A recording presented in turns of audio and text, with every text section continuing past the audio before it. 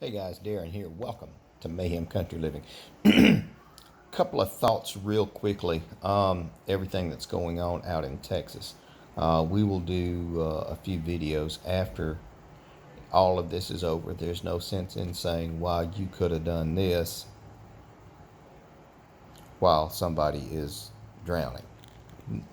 Never thought that was, worth saying or was appropriate. It's kind of a dick move.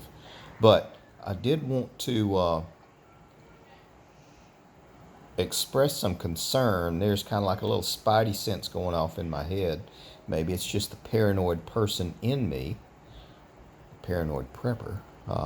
But all the talk that Texas had recently, very recently, within the past few weeks, of being able to be independent and go on their own and separate from the rest of the country.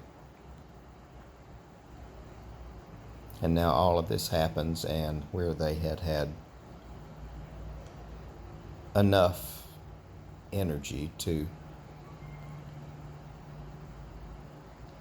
deal with these kind of problems before. And this is, an unusual event. I will give you that. This hasn't happened like this in the past 40 or 50 years, but all of a sudden that for some reason they don't have quite enough energy, and all the rolling blackouts and everything like that. Now, I am reminded that also during the peak heat of summer that Texas has done very well as far as accommodating energy usage for the outrageous temperatures that they have all throughout one end of Texas to the other. It is a huge, great state. But that makes me wonder, again, it's the paranoid person in me. Is something going on to perhaps remind the great state of Texas that the United States will not tolerate insubordination? Makes me wonder. I live in Alabama. We would struggle greatly separating ourselves from the Union, but there may come a time when we do, and if we do, I will be all in. And I actually would support Texas in anything they did along those lines. And it is really tough to stand and oppose someone when your family and your children are cold and hungry. That is what tyranny is.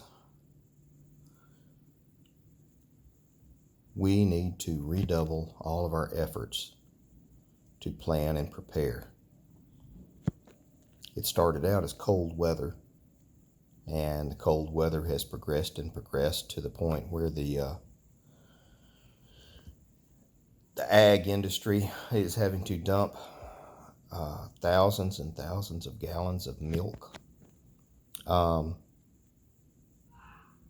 In hindsight, you hope that they would pour it onto fertile ground because it is a fantastic amendment, but I imagine they're making them pour it into the sewer so no one could use it.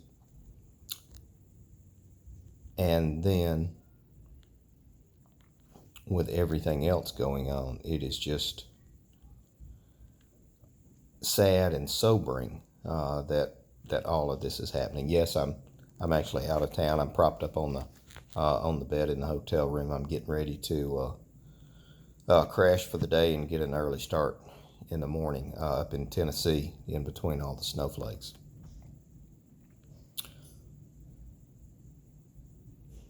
So on top of the problems with agriculture, they have boil water bans because they don't have enough energy suddenly to filter and purify their water. A lot of the people that I know and the people whose circles that I travel in, we have a lot of different ways to do that. And I'm not bragging or anything. I'm saying I've got many different water filters at the house, and we have a whole house Berkey filtration system, and we actually can get our own water as opposed to going, using utilities. And we haven't been on utility water for 4 years-ish, something like that. So, again, now is not the time to say, well, you need to do this and this and this. Now is the time to ask our friends and neighbors in Texas, what can we do for you? It's very tough, it's very sobering, it's very sad. And again, in the back of my mind, I think, why is this happening to Texas?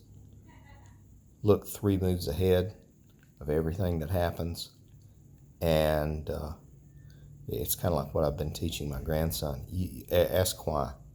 Why? You might get in trouble. You ask why, and you ask why till you understand. If they don't answer to the point where you understand, by God, you don't do it. If there's a problem, you come get Papa. Thoughts and prayers go out to the people in the great state of Texas. Take care of your people.